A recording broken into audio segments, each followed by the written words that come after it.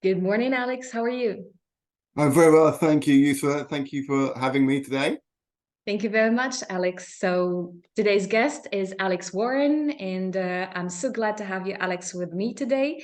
And I will let you tell our listeners, or maybe the audience, the ones who are going to watch our YouTube video later on, who is Alex. And here you go. Let's start, Alex. Okay, so my name's Alex Warren. I am currently a senior ELT academic consultant at National Geographic Learning, but I've been sort of working in English language teaching for nearly 20 years now, which is a really long time. And I think 20 years ago, if I thought that this would be my career, I would have thought I was maybe, sort of living a pipe dream in many respects. And I think, the journey that you take in your career is always an interesting one. You never quite know where you're going to end up. And like I said, my journey started like 20 odd years ago, when I met a guy who was teaching English to students in Indonesia, in a little village, and he invited me to come and join him to be like a teaching assistant, let's say, for the day. And so we went to this tiny little village school in the middle of the Sumatran jungle, and the kids were just so excited. They were so happy to see two English people coming to teach them. And even the teachers were really excited. And that was my first introduction to teaching English as a foreign language. And from then, I came back to the UK, I did a CELTA, and then off I went on my career. And 20 years later, here I am with National Geographic Learning. Oh my So God, that's the short version. it's impressive, and look, I've been following you on social media and most specifically on LinkedIn, and I noticed how active you are in the ELT communities, as a public speaker, you deliver a lot of speeches, like in public Yeah. conferences and in the region. And when it comes to National Geographic, as a teacher, I've been using the materials on National Geographic, and I know how far they're useful to any language teacher. And we'll be talking about this maybe later on when time is right, if you want. And thank you for being my guest for the IKIGAI International podcast. And I'm glad to listen to your story today when it comes to your purpose of life, which is the definition to Ikigai, kind of, which means Iki is the synonym in Japanese to life, and Gai is the synonym to purpose. If we blend the two words together, it makes ikigai, which means a life purpose, or the purpose of life. And apart from teaching in a professional kind of activities, I'm interested to know more about Alex, the human being, Alex, the person, and how do you spend your quality time? What made you interested in teaching, in teacher training? So today we're going to go on this journey together to know more about your ikigai. Welcome, Alex. Perfect. Yeah, it's an exciting journey. And when you contact me, I did my little research on what Ikigai was, and I think it's a fascinating subject. Thank you very much, and thank you for having this open mindset to discover something new, and not new. Maybe the word is new. I've used it because I like the Asian culture, and I like, linguistically speaking, how they kind of craft their words together. So they take two words and they make it kind of sound like magic. And we have ikigai, we have another concept, which is kaizen, which means like a positive evolution. So today we'll be focusing most importantly on ikigai. So Alex, you gave Right. us an insight into, let's say, the initial and the starting point of your career. Let's say, how Yeah. did it all start? I'm interested to know, did you get specialized in the same studies, academically speaking, at the university? Like, did you study English or anything related to the English culture, let's say? Or was it like you came across teaching as something fascinated along your journey? So can you tell Okay. us more about this? Yeah, that's a great question, and I just want to start by saying I think that with teaching, it's something that I don't think I chose it per se. I think it found me in that Indonesian jungle, because at university I studied history. Okay, so it's an arts Interesting. course, but Interesting. it was nothing to do with languages or anything. And even at school, I did sort of French and Spanish to a certain level, but it was never something that I was, let's say, at that point necessarily really interested in. That's come at a later time, and I think, part of it was being in that Indonesian jungle, but also it was when you're traveling around the world, especially in Southeast Asia, you meet so many people from so many different countries who are also traveling, as well as the locals, and they all speak such fantastic English. And as an Englishman, you feel slightly kind of embarrassed that you do not speak other languages as well as they speak English. And so, I'd have many discussions with Dutch friends, Swedish friends, Italian friends about their language learning journeys a little bit, really, and how they got to be so good. And I guess helped me to reflect on my language ability, which wasn't bad, but it wasn't something that I'd sort of taken forward in life. So like I say, I think, it found me rather than I found sort of teaching it in that respect. So that sort of moment in the Indonesian jungle was very much an aha moment for me. I think, wow, this is something that I would really like to do. It's something that I think I could potentially do, which in itself is kind of strange, because at school, at university, I hated with a passion having to stand up in front of other people and give presentations, essentially, or teaching. And that's what teaching is. It's standing up in front of a group of people, children, and teaching them, presenting to them, essentially. So that kind of thought to me was horrifying. So again, if it said to me, like, to my university self, you'll be doing presentations to huge audiences for your career, I would have said, give me £1 million, that's never going to happen. Same. I'll tell you my story.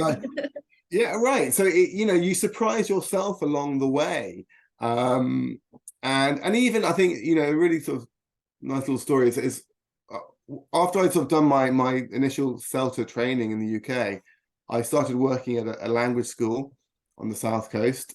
And after about 2 months, the director of studies asked me to do a training session for all of the teachers in the school. Now, bear in mind, I was fresh off my CELTA course, and the school was full of very experienced teachers who'd been there sort of, I don't know, 10, 15, 20 years. And so my response to the director, but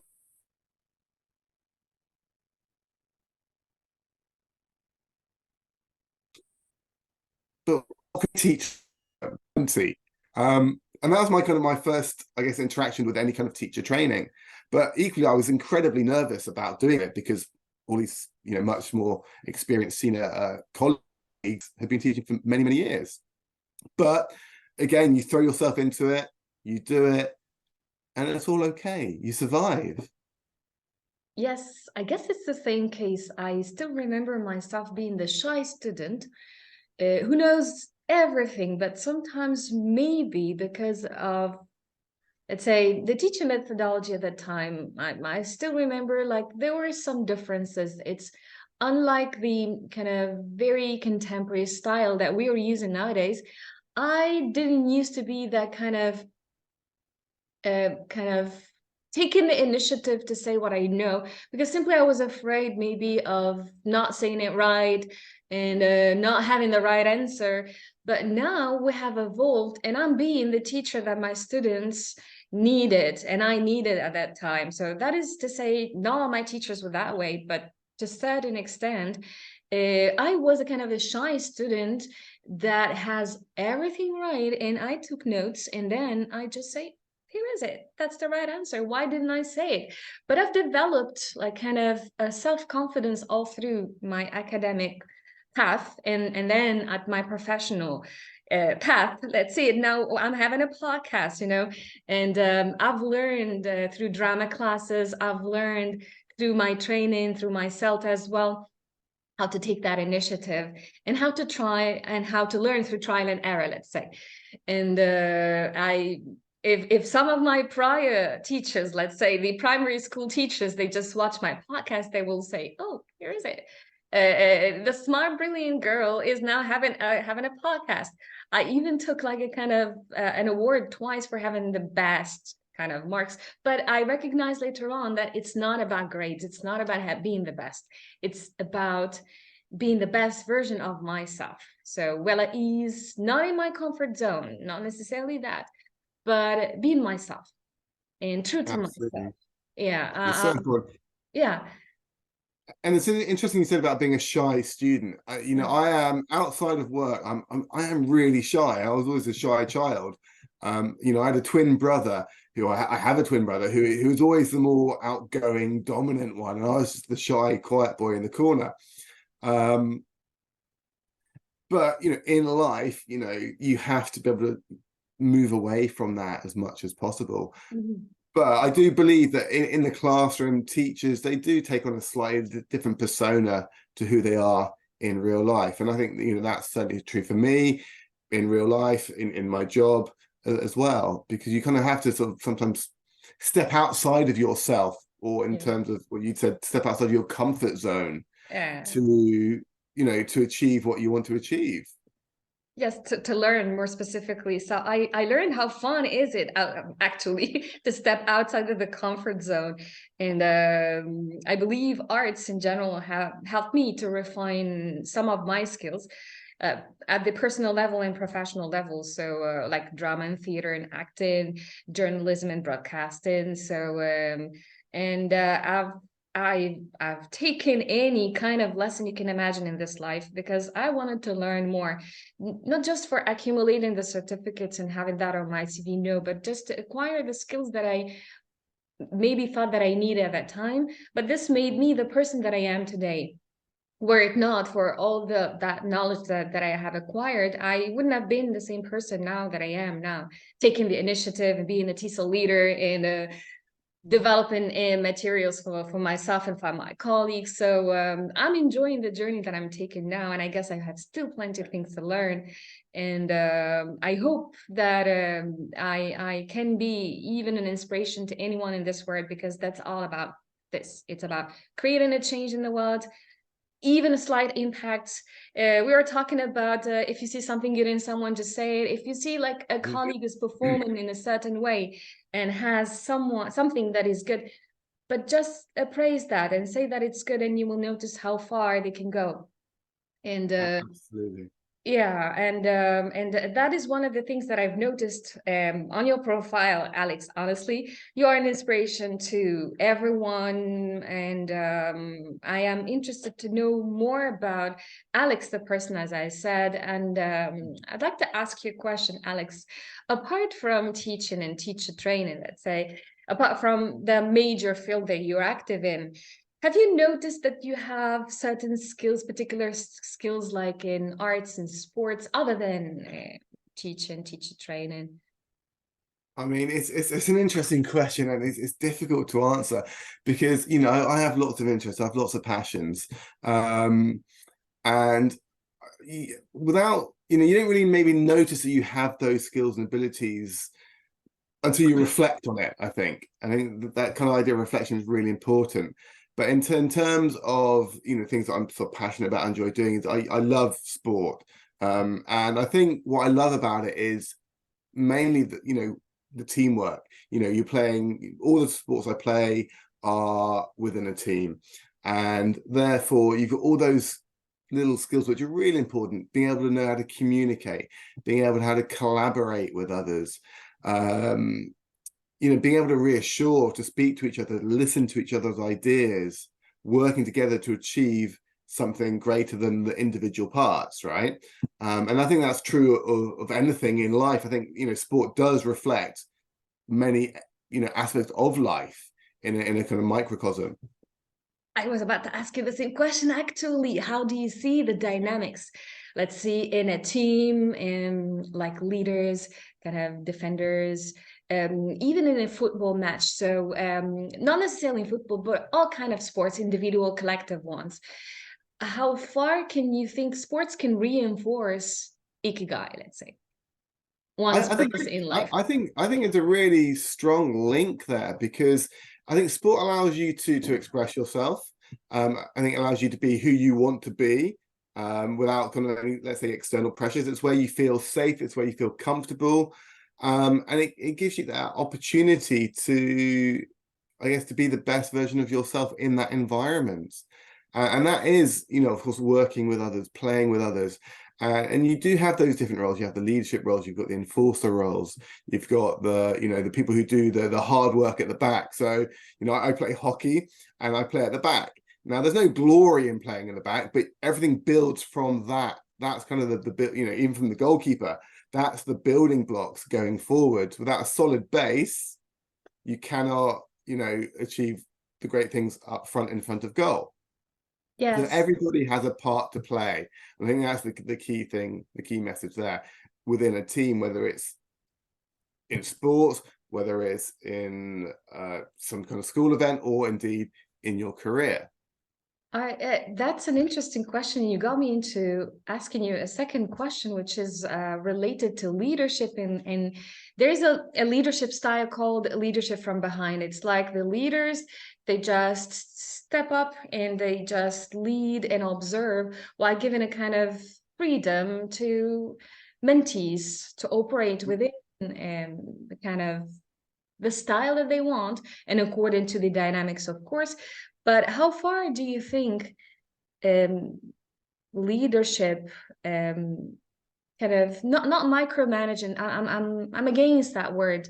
You know, like just pointing to every single detail and how things should be done. Do you think leadership? Oh, let me say it in a different way. What do you think is the best option? What do you think is the best version of leadership that can be applicable nowadays in the ELT communities? Let's talk about Okay. our communities. I think, you know, what I can say for that is, what, you know, I spent 7 years working as a director of studies in a school, and the leadership that I tried to display there was by leading by example. Oh, yes. I think it was so important for you to showcase yourself through your actions, through your teaching, through your behavior, what you want your teachers to be able to achieve as well and to do. Mm-hmm. And I think that is really powerful, because I think, you know, if you don't sort of, you can talk the talk, but you've got to walk the walk as well. Yes. Right. And I learned this kind of from when I was started off teaching. I had a director of studies who was amazing, and, you know, we all looked up to her because and the students loved her as well. And we wanted to sort of, I guess, follow in her shadow, so to speak, to, you know, in her form, and to copy her in that respect. But equally, I also had a really bad director of studies who was basically everything that I didn't want to be. So that idea of leading by example is so powerful. And I hope that in my time working as a director of studies, all of the teachers that I had in the school respected that fact, and actually realized that they were becoming better teachers just by being within the school. Yes, you have a responsibility in that you are helping them with their professional development, you're doing observations, improving them as a teacher, but ultimately, you know, they need to be able to find that for themselves and improve for themselves. You know, I can help them on the way, I can give them suggestions and guidance, but equally, I think it's that idea that you are following a good example, that therefore, as a leader, you are really responsible for how everyone else will behave in your environment, within your school. Yeah, I absolutely agree with you. And I'm more like interested to know about not only the leadership style, but I'll get deeper into asking my questions when it comes to teacher training. How do you think, or let's say, as for CPD, as for teachers, what's the best piece of advice that you can give to teachers who want to refine their skills in order to be, like, let's say, up to date with global English, And let's link this to National Geographic, since you work for a National Geographic ELT, and I'm interested to know what's the piece of advice, let's say, for teachers who would like to use National Geographic materials. I used to use plenty of them available on the website, on YouTube. And I like the videos of Mother Earth talking Julia Roberts. I like the videos of Harrison Ford talking as if he's the ocean. And I remember a TED Talk based for my student of mine. It was a middle schooler. She used Julia Roberts' video as kind of initial and starting point, as a warm-up to her presentation, to her TED Talk.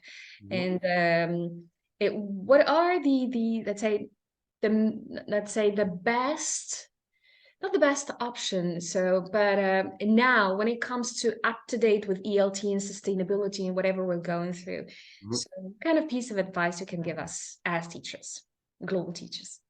I mean, that's a tough question, because I know. I mean, I think in some respects, there's so much information out there. There's so many trends. There's so many things that as teachers we have to consider, that we have to think about. And at the same time, we've got our classes to worry about, our lesson plan to worry about, our curriculums, our syllabi. So there's a lot on a plate of the teacher. So, and for many teachers, professional development is going to be quite low down that ladder.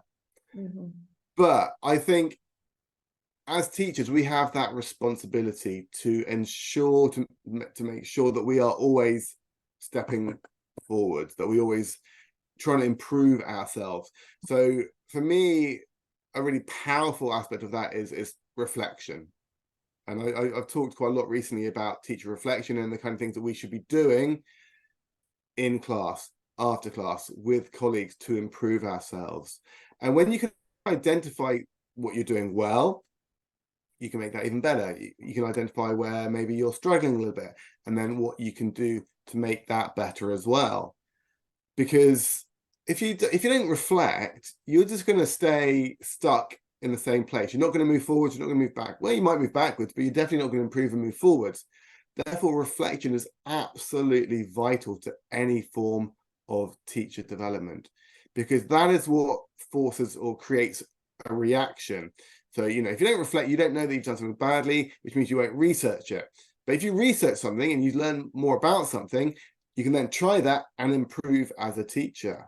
So, like I say, without reflection, a year's teaching is, or for 20 years teaching might just be 1 year repeated again and again and again and again. There's no improvement. And we all have met teachers who are like that, who they basically have been teaching the same book for 10 years. They've got their same lesson plans, exactly the same, regardless of who's in the class. They teach it the same way they taught it 10 years ago.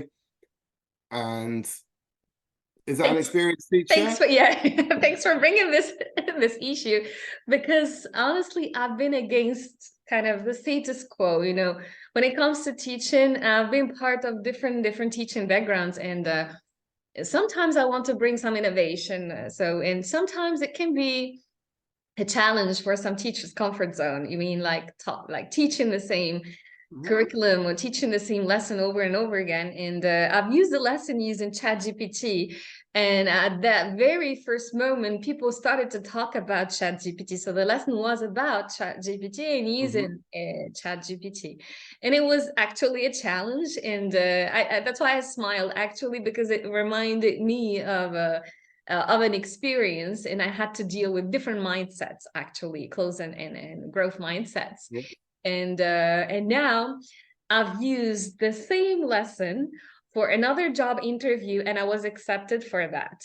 So I just managed to see how is it that's why people should evolve. So because AI will be the future. Well, yeah, and that's a whole other discussion. I know. I know.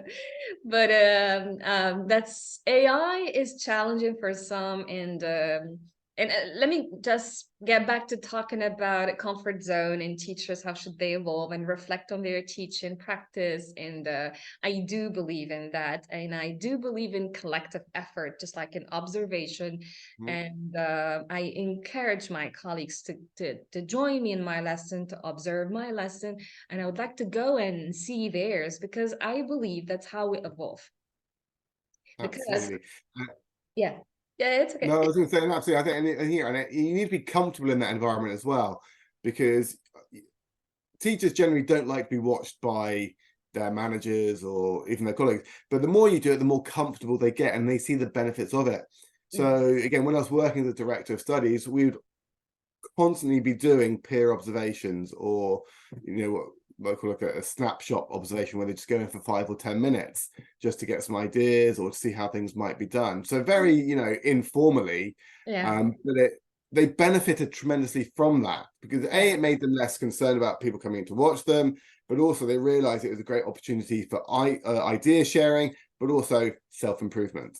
I absolutely agree with you. Actually, at first, it was kind of not challenging for me. I was like, the first time I was observed, but what for? And when I noticed that there was a feedback sheet shared between us, and I just followed to reflect on my practice, and I have adopted some of the kind of guidelines that were provided by the teacher trainer at the time. So my teaching practice evolved. And I've practiced observation since I got my CELTA in 2018 until now. Now I'm much more comfortable into my colleagues getting into my lesson. I always keep my door open. There are some teachers that just keep themselves in a kind of bubble, protective bubble, but I just, that my classroom is the loudest classroom that it can be, where my students can have fun, they can study, it's all organized. And the door is always open to anyone who wants to get in. I even had some students from other classes wanted to attend my lesson, especially the drama classes. And I have evolved myself as a teacher, matured in a certain way. And as you said, the observation, now I had other teachers requesting from me if I can observe their classes, if they notice that you have that kind of reinforcing feedback, and following certain criteria. Feedback is not just a word, and we just come and observe and criticize other people's practice without any guidelines. It should be specific according to that sheet, according to what we so I just refine this according to what the person wants to be observed for. Yeah, it's not necessarily, and that's really important. Yeah, I mean, for us, it was like, what do you want to observe, and what do you want to see this other person doing? So you can, it's got to be negotiated in that respect. It is. And even I'm part of the Toastmasters as well, even part of the practice in itself. So we have the evaluation sheet. And that's how I started to convince colleagues around the world. It's how it's done. That is how it's done. It's not that I'm just going to get into your class and here is it. You don't know how to teach and you should better do this and not that. So no one is going to evolve if it's conveyed this way. And instead of that, it should be encouraging, should be welcoming. And that's how people learn, by leading by example, as you said. Absolutely agree with you. And thanks for sharing this, Alex, with us. And now I'd like to ask you some questions related to your background. I like the background so much. Okay. It really says a lot about you. Do you like traveling? Do you like to travel, Alex? Like I love to travel, and I think this comes from my childhood, where my dad traveled for his job, and he would go away and he'd bring things back from all the different places, exotic places he'd been in the Far East, the Middle East, Latin America. And I think that subconsciously sort of inspired me, but also my two brothers. I've got two brothers, one of whom lives in Singapore and the other who lives in Thailand, in Bangkok. So I don't think it's any surprise that we've traveled, or we've lived abroad, because of that kind of influence from my father. But yeah, no, I spent, so after university, I did a job for a couple of years, and then I went traveling around the world for 2 years. I spent about a year and a half in Asia. I spent a year and a bit in Australia, and I sort of traveled a little bit in South America as well. But no, I love going to new places, discovering, you know, new foods, new cultures, new music, just meeting people. Same. It's the same. And my next question is, do you think traveling has helped you be Alex, the version of Alex that you are today? Without traveling, would you be the same person? I think probably not. No, it's had a massive influence, because again, going back to that period when I went traveling, basically I went on my own, which I was, at the time, I was incredibly nervous about. I thought, I can't do this on my own. I need to go with somebody. And I was kind of persuaded by a friend of mine. He said, look, honestly, if you go by yourself, it's the best thing that you will ever do. Because essentially it allowed me to do what I wanted, when I wanted. I could change plans, I could move things around. I wasn't going to be stuck to any particular time frame, let's say. It gives you sort of huge flexibility. And I think that period of traveling by myself, and when I say by myself, you're never really by yourself, because you're always meeting people, but you're in a situation where, because you are on your own, you are having to force yourself to go out and meet people rather than be sat in a room by yourself. You know, so I think that period of my life was very important in making me more capable, more able of just going up to people and chatting them and saying hi, and you know, being, not that I was unsociable, but I was very shy. So it's kind of helped me to be, without question, less shy than I used to be. And I think without that, would I have been able to stand up in front of a class of students for the first time? No. Would I have been able to stand up in front of an audience of 500 people for the first time? No. So absolutely had a massive influence in that aspect of me being me, but also, like I say, opening my eyes to the world and all the different cultures and people out there. I guess traveling has the same impact on me as a person myself. So I've been a solo traveler for a long period of time. Let's say I started in 2014 actually traveling. I didn't travel when I was young, and a lot of relatives and friends, they did that while being young, but I was just focusing on my studies at that particular time. And even my parents, they did travel, but I didn't want to at that time. But once I started to discover what is traveling and how to do that, so I started actually as being a solo traveler. And my first trip was actually to France, to Paris. And I attended summer seminars at the Sorbonne University. It's one of the recognized universities in France. And after that, within the same period of time, you know, even a month, just a month after that, I traveled to Thailand. And that was the mind shifting experience. So the whole mindset shifted while I traveled to Thailand. I just came across the culture. I discovered yoga there, and you know, that experience is really insightful at all levels. And I learned more about Yousra. I know more about myself while traveling. It's like more of an inner journey. And I was an introvert at that time, and I learned how to get to know people, how to talk to them. I didn't know anyone except the ones that I've been with, and I made new friends there. And what else? And ever since, I've started to get interested into more of that.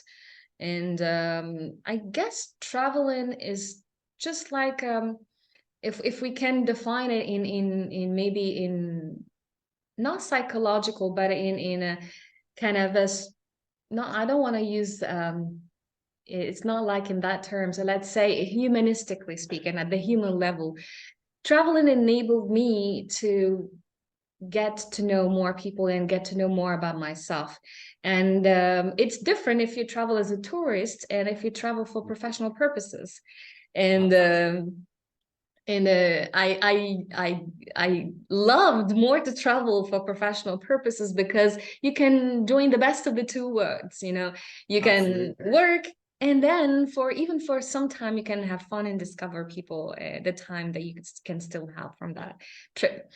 Absolutely, and that's why I love this job, because I still get to travel and enjoy that part that I used to love as a child when I was younger. The other thing I just wanted to mention, I want to pick up on what you just said there about sort of traveling to learn more about other people, but also yourself. We have that cliche where you go traveling to find yourself, and it is a cliche, but there is definite truth within that as well. You learn so much more about yourself when you are put into situations which are unfamiliar, in an environment where you know nobody, where you don't know the culture, and you are forced to to survive in that environment. You do learn a huge amount about yourself, and you do find yourself in many ways. But I said that because, like you said, I've been lost. I was lost in Thailand, so I didn't know how to speak their language. So that is to say, like that trip made me think more of how to develop kind of those problem-solving skills that we talk about in the 21st century skills and all. It's applicable not only in teaching, but in life skills, how to be streetwise if you travel to a country where people, they just want to talk to any woman they just see. So that is something I learned, how to keep myself immune from that and enjoy my trip. And that is cliche in a way, but in a kind of a deeper sense, it helped me know more about myself as well. So and know how to deal in particular situations. And it's a win-win situation. Definitely. So just before we wrap up, Alex, I have a surprise question, and it's from your background before we wrap up the interview. What is your most favorite book, if you manage to have one of those books there? The ELT books, or books in general? As you like. Okay, so this is an easy one, because I have an all-time favorite. Well, I've got lots of books I love. I'm gonna say two. Okay, one is Lord of the Rings, because I love the journey that Frodo goes on, and it links to exactly what we were just talking about finding out about yourself, learning more about who you are and what you're capable of, but also just because of the imagery of, I just love the story, but it's got that underlying message there, I think. And the second book that I absolutely love, and I go back to regularly, is Paulo Coelho's The Alchemist. Oh yes, same. Which again, it's just such a beautiful story, beautiful message, and it resonates very strongly with me, because it has, again, that idea of traveling, finding yourself, discovering who you are and what your destiny might be, what your ikigai is, in fact. Is actually. And thank you very much, Alex, and I really enjoyed this conversation today with you, and I hope it won't be the last one we interact together, and hope to see you in an ELT event soon enough, be it in my region or elsewhere in the world. And do you want to add anything, Alice, before we wrap up? No, just thank you for having me. And I think it's been really interesting to learn more about Ikigai, learn more about you and your kind of journey as well. And yeah, thank you for having me. Thank you very much. The pleasure is mine. Thanks, Alex, and talk to you soon and see you soon. Absolutely, hope so. Thank you. And to our listeners, thank you very much for listening to our today's podcast. And the Ikigai journey goes on. So stay blessed and stay safe, everyone. And bye-bye. Bye. Bye.